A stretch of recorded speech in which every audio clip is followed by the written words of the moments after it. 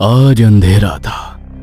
काली कालिक से घिरा आसमान किसी अनहोनी का संकेत दिए जा रहा था।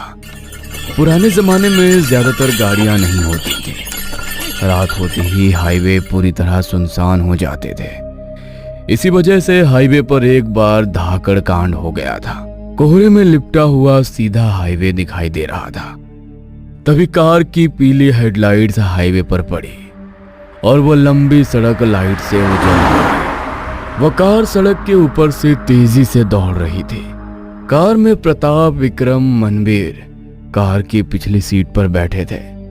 आगे ड्राइवर सीट पर महेंद्र बैठा था और उसके बगल वाली सीट पर सूरज बैठा था। वे सभी बच्चे दिवाली में काली चौदस के अवसर पर राजस्थान में काली माता के एक मंदिर में दर्शन करने जा रहे थे। कार की पीली हेडलाइट्स की रोशनी में सड़क के किनारे खड़े हरे भरे पेड़, उन पेड़ों के पीछे दूर दूर तक फैली पीली सुनहरी रेत का रेगिस्तान था। उस रेगिस्तान में हवा और कुपोषित सूरज की रोशनी, मुड़ी हुई टेढ़ी भुजाओं वाले सूखे पेड़ खड़े थे जो अंधेरे में इस कार को आगे जाते हुए देख रहे थे। गाड़ी का स्पीडोमीटर 80 दिखा रहा था। मीटर में फ्यूल फूल भरा हुआ दिख रहा था। उन सभी को घर से निकले अब बहुत देर हो चुकी थी। सभी को बहुत भूख लगी थी। सड़क के किनारे एक छोटा सा ढाबा दिखाई दिया। इन सब ने ढाबे से थोड़ी दूर अपनी गाड़ी खड़ी की। वे सभी ढाबे पर आ गए। ढाबा दिखने में जमीन में लकड़ी के खंभे गड़े थे और उन पर पुआल की छत थी। ढाबे के सामने 4 हौज रखे थे जिनमें से एक पर पहले से ही 3 लोग बैठे थे। वे सभी बच्चे किनारे की खाली हौज पर बैठ गए। तभी एक 70 साल का बुजुर्ग ढाबे से बाहर निकला। उसने राजस्थानी पोशाक पहनी हुई थी। उन चाचा का नाम भानुदास था। वो चाचा आए और बच्चों से ऑर्डर पूछी, जिस पर सभी बच्चों ने राजस्थानी स्पेशल दाल बाटी चूरमा ऑर्डर किया। ऑर्डर लेकर वो चाचा फिर से ढाबे में चले गए। इन सभी बच्चों से थोड़ी दूर किनारे वाली बेंच पर 3 आदमी बैठे थे और उनके सामने शराब की बोतलें रखी थी। उन्हीं में से एक आदमी ने इन बच्चों से पूछा, और बच्चों, तुम लोग कहाँ जा रहे हो? इस पर बच्चों ने कहा, हम काली माता के दर्शन के लिए भूलभाट जा रहे हैं।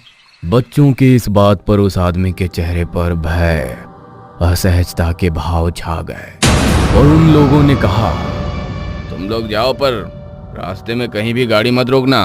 उस आदमी की इस बात पर बच्चों ने सवाल किया, क्यों? गाड़ी क्यों नहीं रोकना? पीछे से आवाज आई, क्योंकि रात में उस रास्ते का रूप बदल जाता है। भानुदास काका हाथ में दाल बाटी चूरमा की 2 थालियां लेकर बच्चों के पास आए। उन्होंने दोनों थालियां जमीन पर रख दी। भानुदास काका बताते रहे, वहां जमा हुआ अंधेर खाली नहीं होता। उस अंधेरे में कुछ फिरता है, जिसे एक बार तुम लोगों ने देख लिया तो उस रास्ते से बाहर नहीं निकल पाओगे। भानुदास काका ने कहा। सभी बच्चे उनकी बात पर हंस पड़े, लेकिन कहानी दिलचस्प थी और वे सुनने लगे। लड़कों, आगे का रास्ता 1.5 घंटे तक बिल्कुल सुनसान है। कहा जाता है कि हाईवे बनने से पहले 56 साल पहले उस जगह पर काला जादू करने वालों का एक कबीला रहता था। वे लोग पत्थर दिल थे। अगर किसी को काले जादू के लिए, गुप्त धन के लिए मानव बलि चाहिए होती थी तो ये आदिवासी उसे दे देते थे। उन आदिवासियों ने उस जंगल में इतने लोगों की बलि दी थी कि वहां की जमीन पानी कम और मानव रक्त मांस ज्यादा सोख लिया है। इन लोगों के काले जादू से तंग आकर एक अंग्रेज ऑफिसर ने आधी रात को सब सो जाने के बाद अपनी सेना भेजी और उसने उन सभी को नींद में ही मार डाला।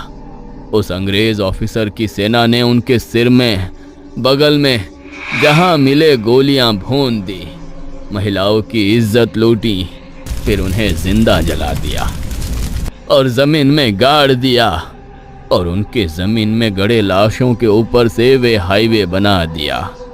रात में इस जनजाति के आदिवासियों की आत्माएं हाईवे पर जाने वालों को भयंकर कष्ट देती हैं। हर अमावस्या को वहां सड़क पर कम से कम एक एक्सीडेंट होता है। इसलिए मेरी बात सुनो, उस हाईवे से मत जाओ। भानुदास ने कहा। यह घटना बताते हुए उनके चेहरे पर डर के भाव साफ दिखाई दे रहे थे। बच्चों ने खाना खा लिया।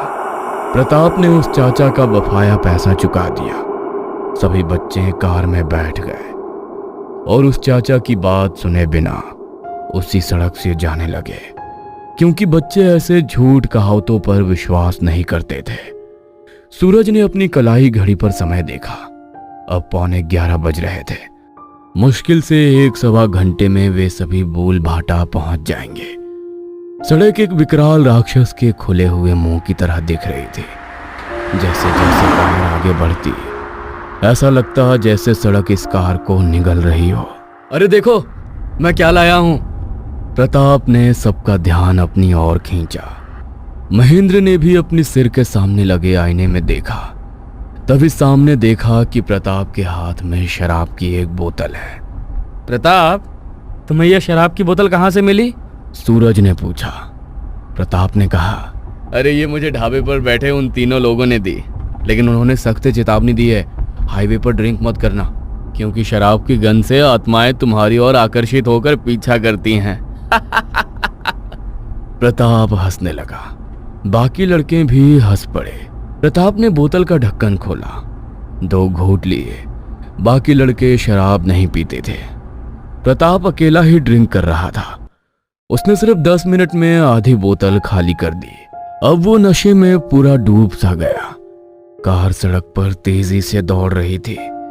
तभी महेंद्र ने कार की पीली रोशनी में सड़क के दाईं ओर एक नीला बोर्ड देखा, जिस पर सफेद अक्षरों में लिखा था, राजस्थान बूल भाटा 50 किलोमीटर।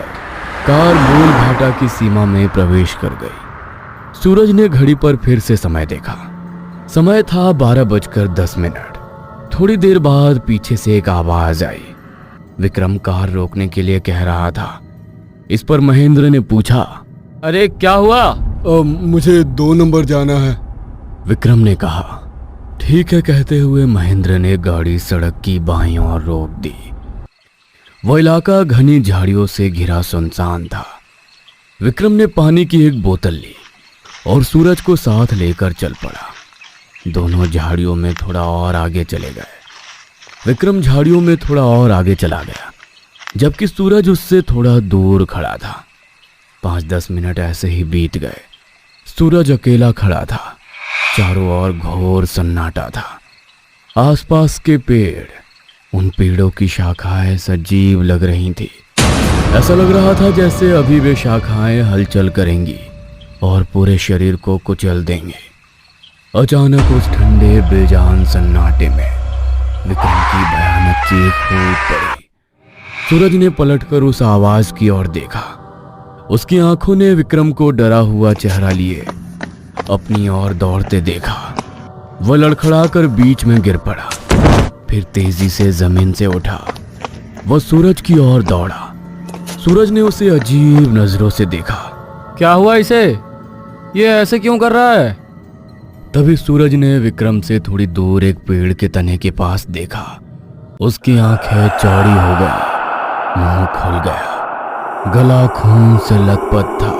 पेड़ के मोटे तने से बहते सफेद धुंध में एक आकृति खड़ी थी। नीचे सफेद धोती, ऊपरी शरीर पूरी तरह से नंगा। उस नंगी देह की त्वचा भूतिया सफेद था। दाएं कंधे से बाएं कमर तक उन्होंने लाल रंग का जनेऊ पहना हुआ था।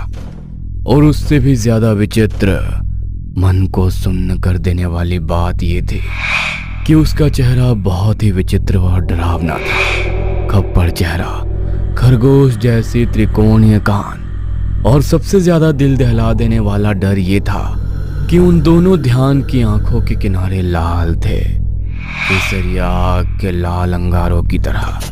ये बेहद भयावह दृश्य देखकर दोनों कार की ओर दौड़े। आधे रास्ते में उनको मनवीर महेंद्र मिले। उन्होंने विक्रम की चीख सुनी थी, इसलिए वे देखने आए थे कि क्या हुआ। सूरज ने उन्हें ज्यादा कुछ बताए बिना बस इतना कहा, जल्दी से कार में बैठो, चलो यहां से। और सब कार की ओर दौड़ पड़े। सब कार के पास आए, कार में बैठे।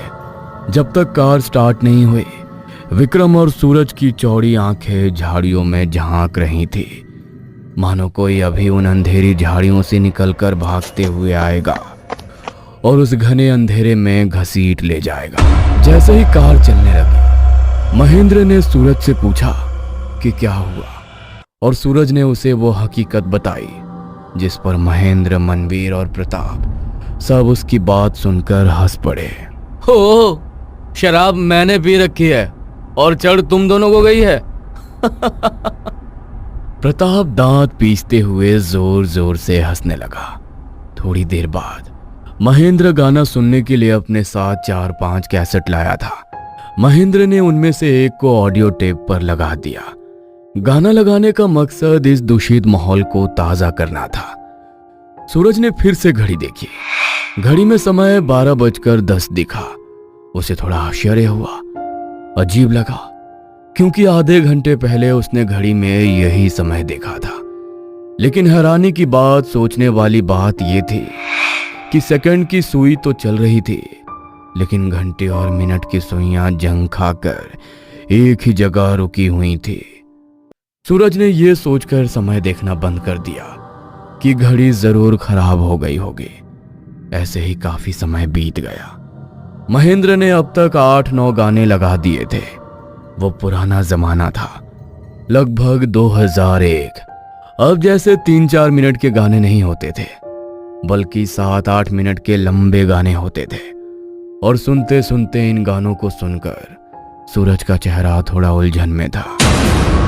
अगर कोई गाना 8-9 मिनट लंबा है तो 8-9 गाना बजने तक 1 घंटा तो बीत ही जाएगा, और हमें इतने समय में बुलभट्टा पहुंच जाना चाहिए था।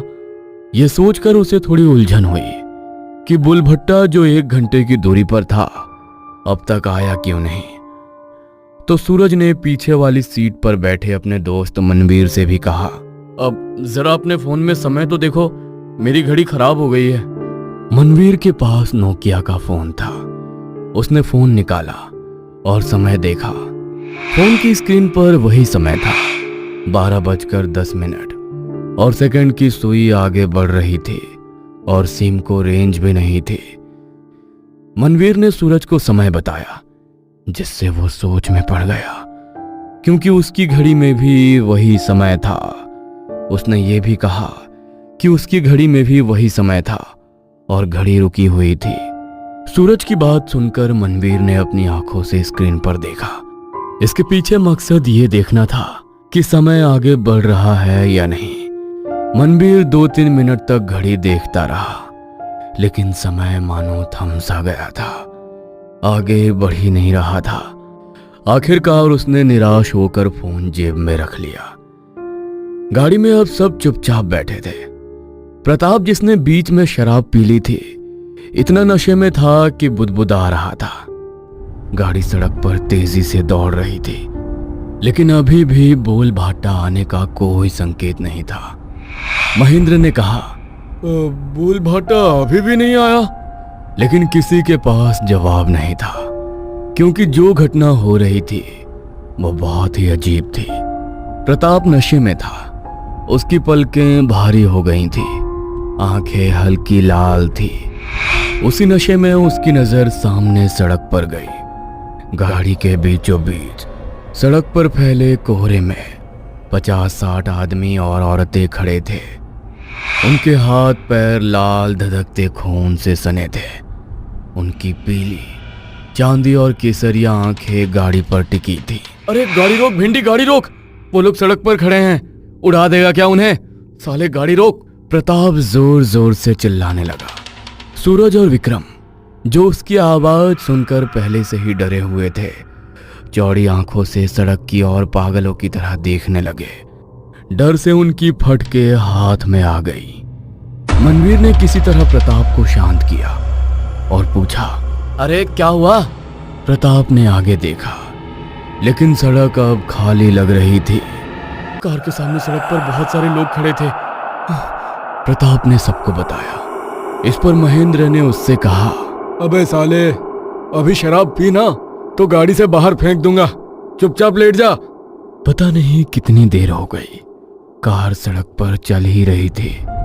अब कार में सन्नाटा छा गया था। शराब पीकर बैठा प्रताप भी शांत हो गया था। सबको इस बात का पूरा एहसास हो रहा था कि उनके साथ कुछ बुरा हो रहा है। थोड़ी देर बाद सभी ने कार से 50 मीटर दूर सड़क के किनारे एक गहरे भूरे रंग की आग जलती हुई देखी। उस आग के और 2 लोग कंबल ओढ़े बैठे थे और महेंद्र ने उन लोगों से थोड़ी दूर जाकर कार रोक दी। मनवीर अकेला ही गाड़ी से बाहर निकला। मनवीर थोड़ा दूर खड़ा होकर उन लोगों को 3-4 बार पुकारा, लेकिन वे सब बिना कोई जवाब दिए वहीं बैठे रहे। मनवीर ने यह सोचा कि इन लोगों को कम सुनाई देता होगा। मनवीर चिल्लाया और बोला, अरे भाई, ये सड़क कहाँ जाती है? मनवीर के ये शब्द कहते ही दोनों कंबल ओढ़े साथ बैठे लोगों ने मुंह पीछे करके देखा। जो नजारा मनवीर समेत सबने देखा, उसे देखकर डर से सबकी आंखें सफेद हो गई। दोनों लोगों की गर्दनें कटी हुई थी। उनका धड़ नहीं था, क्योंकि धड़ तो आग में जल रहा था, है ना? क्योंकि जो आग लगाई गई थी वो लकड़ी की नहीं थी। दोनों लोगों की खोपड़ियां जल रही थी। उनके चेहरों के साथ साथ उस खोपड़ी का मुंह भी लौ के साथ हिल रहा था। खड़ा खड़ा वो ध्यान मुस्कुराया और तीखी आवाज में बोला, सड़क पर तो ठीक है, अब हम तुम्हें छोड़ेंगे नहीं। ये दृश्य देख मनवीर की रूह कांप गई। वो फौरन गाड़ी में आ बैठा। गाड़ी तेजी से वहां से निकल पड़ी। अंधेरा घना होता जा रहा था। पीली हेडलाइट्स पर काली कालिक फैल रही थी। हेडलाइट्स की रोशनी अब कम होती जा रही थी। कार में बैठे सभी लोग अपनी जान के लिए डरे हुए थे। एक ऐसी चीज जिसके बारे में उन्होंने कभी सोचा भी नहीं था, वो भूत आत्माएं अब इन सब की जानों के पीछे पड़े थे। वो दोनों आत्माएं तेज गति से कार के पीछे दौड़ रही थी और अचानक उनके सारे शरीर लकड़ी जलाने के बाद बची राख की तरह राख फेंकते हुए हवा में गायब हो गए। कार में बैठे सभी के चेहरों पर खुशी फैल गई। सबको लगा कि वे बच गए। वो चले गए, लेकिन नहीं, अब संकट पीछे नहीं बल्कि आगे था। हाँ, आगे। कार से दूर सड़क के बीचों बीच 3 लोग खड़े थे। नहीं, लोग नहीं, वो कोई बुरी भूत प्रेत राक्षस मृत आत्माएं। अंधेरे में जन्मे उन अतृप्त भूतों की चेतना थी या अंधेरे में रहने वाली गंदी अतृप्त छलावे थे। कार की पीली हेडलाइट्स उनके शरीरों पर पड़ के उनके आर पार गुजर रही थी, मानो वे 3 आकृतियां कोहरे की तरह पारदर्शी हो। उन आकृतियों में से 2 आकृतियां बिन सिर वाली थी और जबकि 1-2 आकृति वे जंगल से थी। उनकी भगवी सुनहरी अग्नि जैसी आंखें अंधेरे में अंगार की तरह चमक रहे थे। वो ध्यान इन सब का रास्ता मृत का रूप यम बनकर रास्ता रोक रखा था। सभी बच्चे कार में रोने लगे। प्रताप, जो शराब पी रहा था, अपने शॉर्ट्स में पेशाब कर चुका था। कार की गति इतनी तेज थी कि किसी भी क्षण कार उन ध्यान स्थलों तक पहुंचने वाली थी कि चमत्कार हुआ। हाँ, चमत्कार। सूखी दलदली भूमि पर घास को जलाने के लिए बस एक चिंगारी ही काफी है। और जैसे दुष्ट और मिथ्या शक्ति कितनी भी प्रबल क्यों ना हो, ये परम सत्य है कि उस दुष्ट का अंतिम संस्कार सत्य की प्रज्वलित अग्नि द्वारा ही होता है।